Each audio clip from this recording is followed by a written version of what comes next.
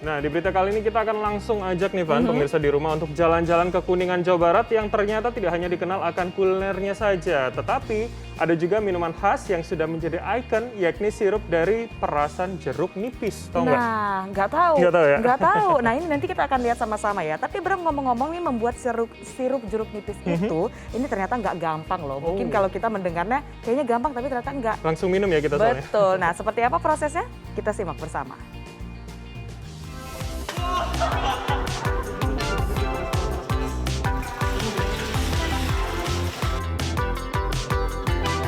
Sirup jeruk nipis merupakan salah satu produk unggulan industri pangan di Kuningan. Sehingga jamak kita lihat produk sirup jeruk nipis peras ini terpampang di setiap toko oleh-oleh. Adalah Dadan Hamdani, salah satu pengusaha yang telah menggeluti bisnis sirup jeruk nipis sejak tahun 1996 silam. Merupakan salah satu pelopor dari eksistensi sirup jeruk nipis di Kuningan.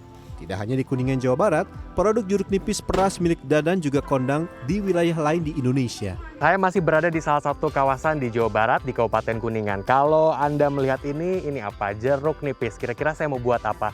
Saya ajak Anda untuk melihat bagaimana proses pembuatan salah satu minuman khas dari Kabupaten Kuningan berbahan dasar jeruk nipis. Kira-kira apa ya? Selengkapnya dalam sehari menjadi pengusaha minuman jeruk nipis peras Kuningan. Bahan utama membuat sirup tentu saja jeruk nipis. Bersama dengan Kang Dadan, saya akan memetik langsung jeruk nipis di kebun. Memetik jeruk nipis untuk diolah menjadi sirup tidak bisa sembarangan. Alasannya, tidak semua buah jeruk nipis bisa dipanen dalam waktu bersamaan. Jadi dari warna dan juga ukuran berarti, Ya. Kang? Oh, oke. Warna dan ukuran. Sebagai kemarin warna kan suka ada yang Agak kuning. coklat gitu. Coklat agak kuning gitu ya. Coba boleh dipetik, Kang. Menurut Kang Dadan, semakin banyak air yang diserap pohon jeruk nipis, semakin bagus kualitas buah jeruk yang dihasilkan. Sehingga panen saat musim hujan atau setelah musim hujan bisa jadi salah satu tips untuk mendapatkan buah jeruk berkualitas baik. Untuk memenuhi permintaan yang terus meningkat, selain dari kebun sendiri, Kang Dadan juga mendapat buah jeruk nipis dari luar wilayah Kuningan, seperti Indramayu, Banyuwangi, bahkan Medan. Coba, duduk. Sop. Nah,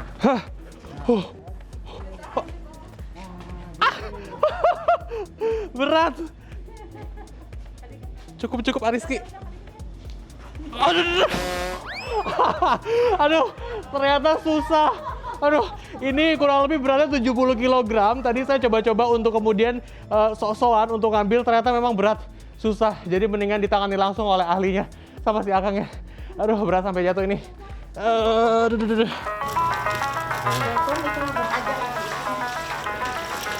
Bahan utama sudah siap, saatnya kita meracik sirup.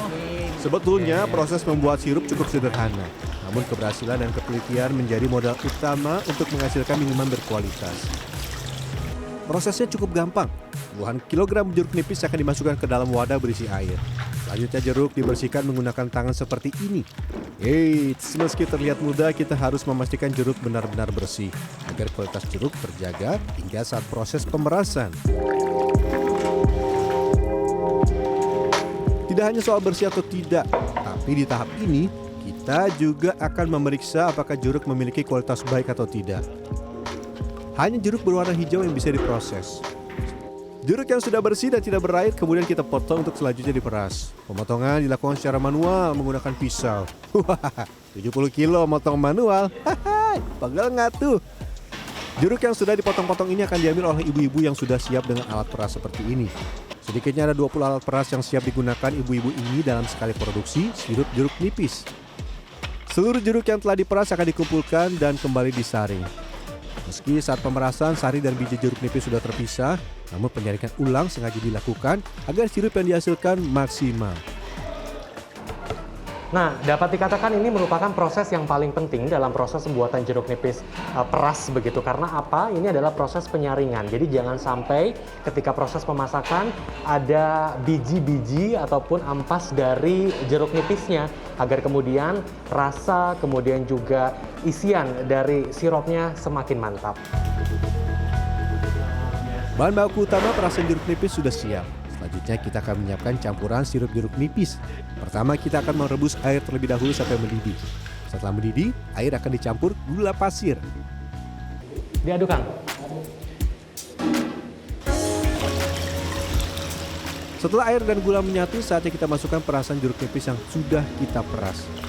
Nah, ini lagi yang mesti jadi catatan. Kita harus mengaduk terus campuran air, gula, dan perasan jeruk secara terus-menerus. Tujuannya agar sejumlah komponen di dalamnya bisa tercampur secara merata dan sempurna. Saat semuanya sudah tercampur, pengolahan hanya berlangsung 10 menit saja. Setelah itu kita akan masuk proses pendinginan. Sedikit demi sedikit olahan jeruk nipis dimasukkan ke dalam wadah khusus ini untuk masuk proses pendinginan. Proses akan berlangsung seharian penuh. Sambil menunggu olahan jeruk nipis dingin, kita akan menyiapkan botol-botol sebagai wadah olahan jeruk nipis. Sebelumnya, botol-botol ini sudah dicuci dan disterilkan lebih dulu. Jadi dapat dipastikan kebersihannya terjamin. Sebelum dimasukkan ke dalam botol pengemasan, olahan jeruk nipis yang disimpan ke dalam tempat pendingin khusus akan dipindahkan ke dalam dispenser penyajian. Pada tahap ini kita akan kembali melakukan penyaringan.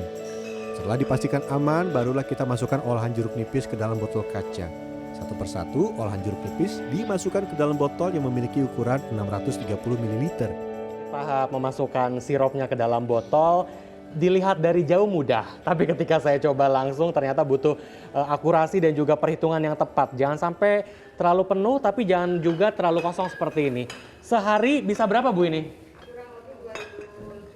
2.000 botol, 2.000 botol lebih dalam satu hari Bu, pegang nggak Bu?